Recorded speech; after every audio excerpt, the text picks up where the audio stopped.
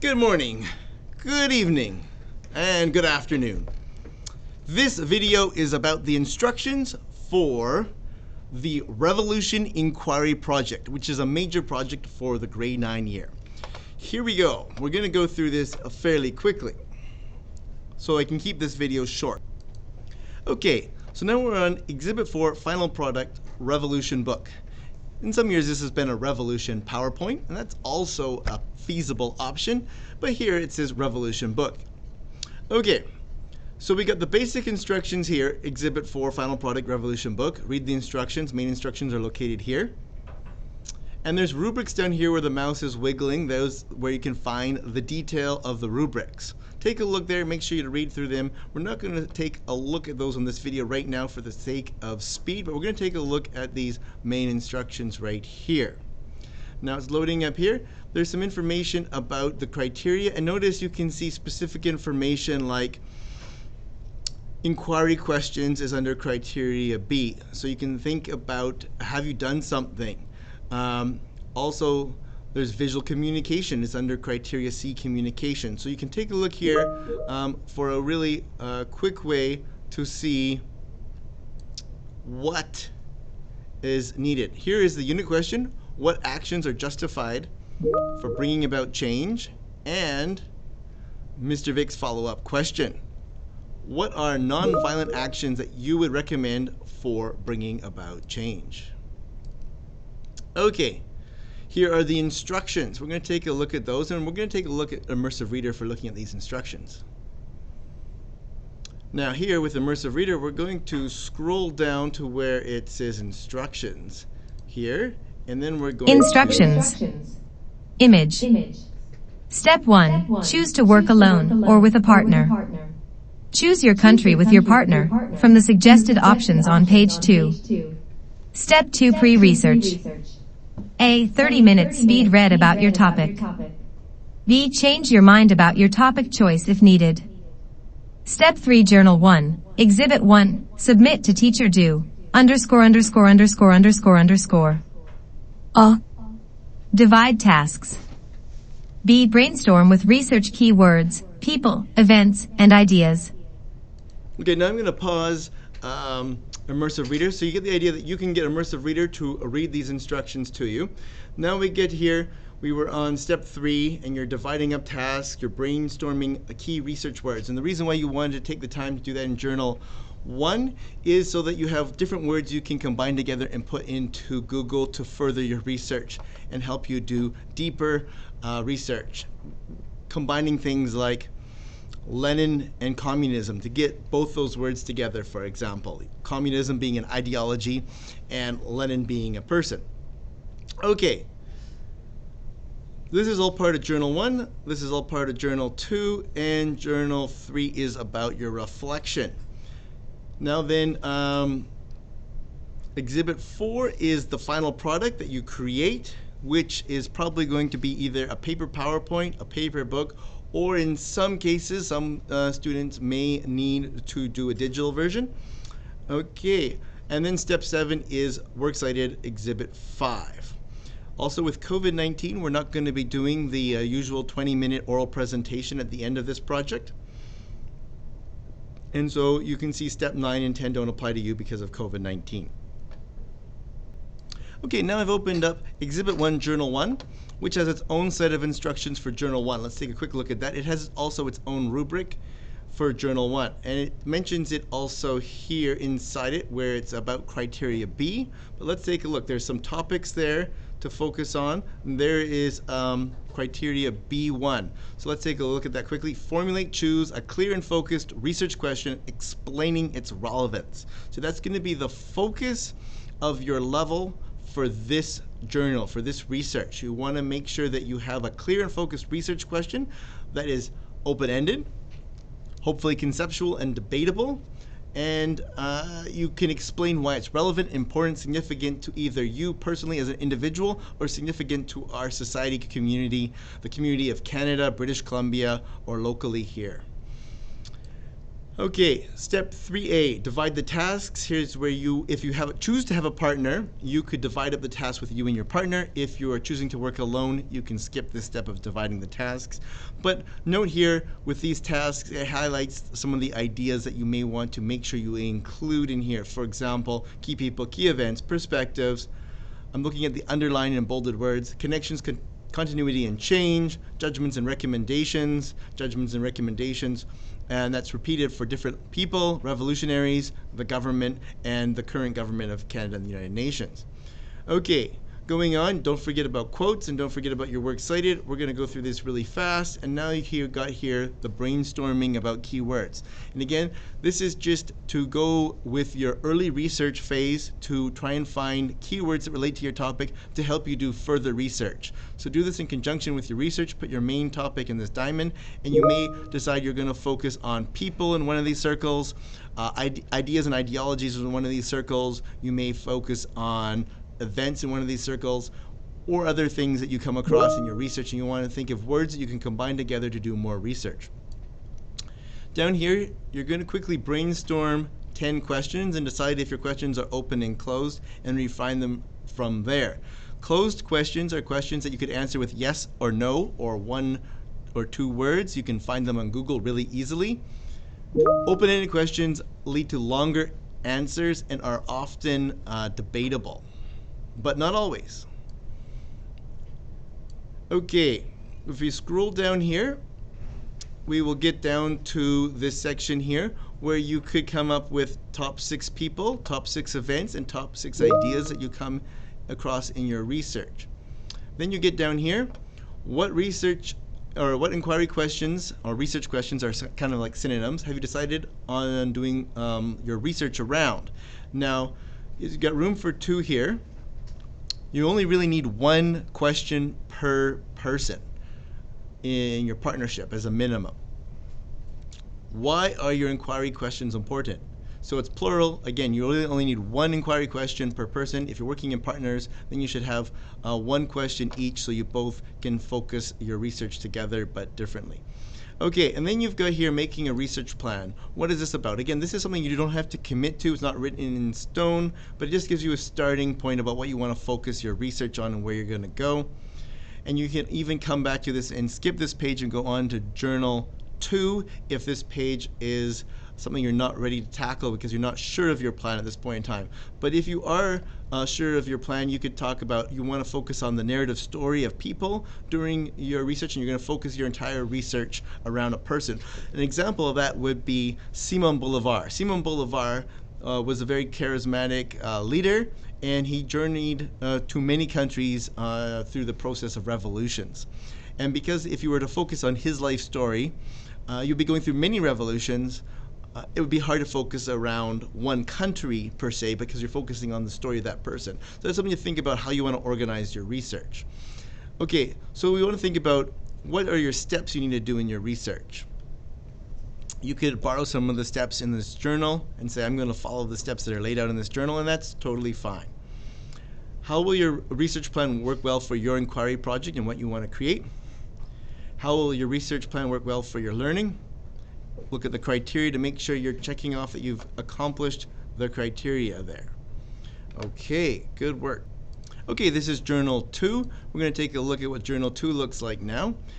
This, of course, has a separate due date than Journal 1. Take a look at Teams to find out all the due dates. Now we're going to scroll down here to see the criteria. The criteria is laid out here. Notice that there's one here that's B, which is about collecting relevant information. So make sure your information is relevant, important, significant. Significant being a key word that's used in the British Columbia curriculum. Down here, criteria D is thinking critically, analyze a range of sources in terms of origin, purpose, recognizing values and limitations. So if you were to use a source that has limitations, what are the limitations? Doesn't mean you can't use that source, but you want to recognize the limitations. But you also want to say, hey, this is limited because it's very biased, or it has a certain perspective. You also want to think about why you would trust a resource. Do you trust it because it comes from a country with a good reputation? Does it come from an individual with a good reputation? Does it come from an organization with a good reputation? Does it come from an individual who has credentials, like they are a doctor at a university? Why do you trust that resource? Try and come up with several reasons why you would trust a resource, and also look at the bias and perspectives that are possibly influencing that resource, that source of information. Here is where you're going to record that. Important. Can this information be trusted? Why or why not? This is an important part of this journal. Don't skip this section. And this is where you would put the source at the top here.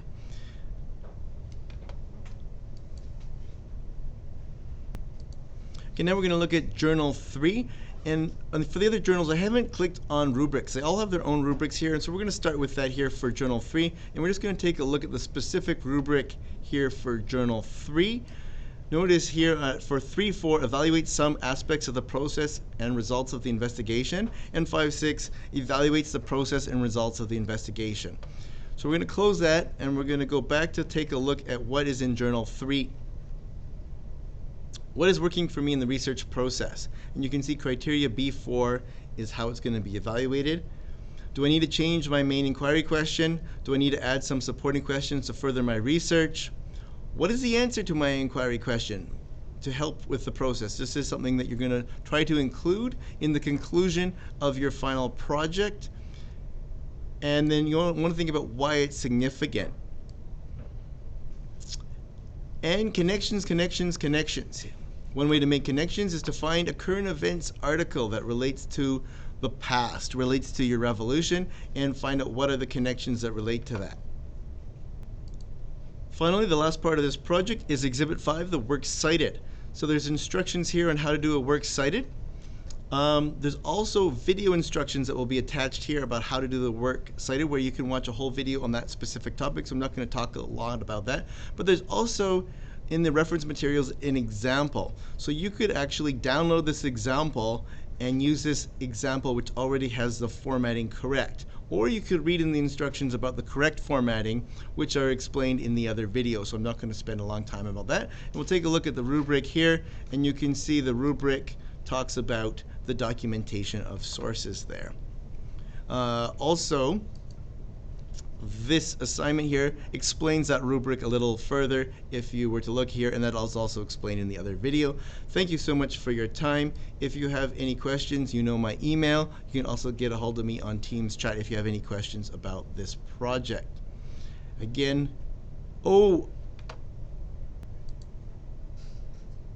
okay, this is an example of how you could organize your project. A fictional example by fictional characters, Bart Simpson and Milhouse. Okay, so you could have a page about your inquiry questions in your booklet or book. You could have a page about key historical events, and what these events are would be things that happened in the recent or distant past before the revolution you're focusing on. For example, if you're doing the American Revolution, also known as the American War of Independence, you might go back and take a look at the 7 Years' War, which happened just before, where George Washington was fighting on the side of the British during the 7 Years' War, and look at that connection to the history of how that history shaped the revolution you're looking at. Now, there goes possible causes. So you want to look at the possible causes of the revolution, and then you want to look at perhaps some people, and you could perhaps organize all the people on the same page or slide, or you could spread them out so you could have a larger font and have images to go with that, and look at your key people each on their own page, so you could have room for images and larger font. Then you would have some key events, and again, you may want an image on each page. And in order to have space on an image on each page, you want to have an event, a different event on each page to give it that sort of space and allow you to have larger fonts. Now you're looking at here, you can see there's space for about 5 points in list form or 5 sentences. That would be a good maximum per page, is 5 sentences or a list of 5 things on a page. You're not trying to cram a lot of text on a page, but you're rather trying to spread out your text over several pages to make it feel like a paper PowerPoint or a paper book.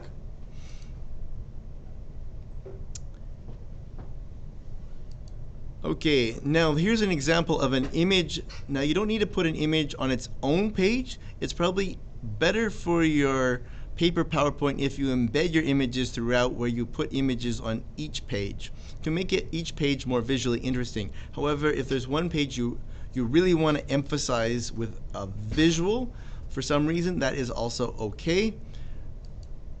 We just went past a video, and now we're having here quotes. Now you could embed all your quotes and all your other pages, or if you're having trouble embedding quotes, you could have a standalone page where you showcase some of your quotes. This is a slide about maps. You could embed your maps on other pages, but if you wanted to have a map on a standalone page, you could do it that way.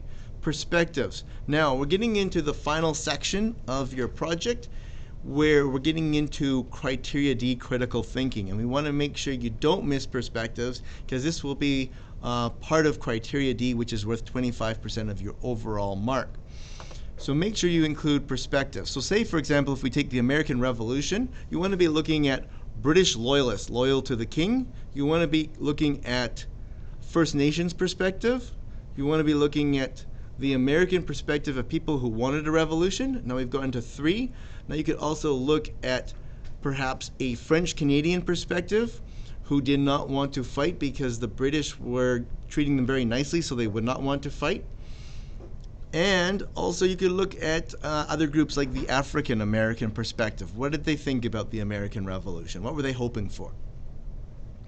Okay, so those are an example of 5 perspectives. If you wanted to go further, you could even take a look at the country of France. What was their perspective on the American Revolution? Judgments and recommendations. All right, so you want to be looking at judgment and recommendations. What would you say to the revolutionaries if you could? What would you say to the government in power at the time historically, if you could? And what would you say to the United Nations today, or to the Canadian Prime Minister today about this kind of topic, either specifically or in general? You can connect that to the unit question. Conclusion is where you're going to answer your inquiry question and focus on your opinion and what you think. Make sure you develop your opinion well and use the word because to explain why you have your opinion. And this would be a possible area where you could embed a quote to show why you have your opinion, especially if it is an ethical judgment. And in conclusion, you could take 2 pages to do your conclusion, especially if you have a partner, and then each partner could put their conclusion on a separate page. Now there's the option of putting your bibliography embedded right into your project, but for this project it's probably best to do your bibliography, which is going to be titled Works Cited, on a separate Word document which you will hand in separately. Here you could just put C separate Word document for the Works Cited if you're using the Word document approach, or if you're using PowerPoint, you could try to embed it here. The problem with embedding a Works Cited on PowerPoint is the formatting is very hard to get the formatting correct, and it's hard to get the hanging indent specifically in PowerPoint. All right. If you have any questions, don't forget to send me an email. And the most important slides and pages to do a really fantastic job on are conclusion, where you have your opinion, judgments and recommendations, where you give your opinion and recommendations to the revolutionaries and the governments, and perspectives. Thank you very much for your attention. Send me an email or a chat if you have any questions. That concludes our presentation.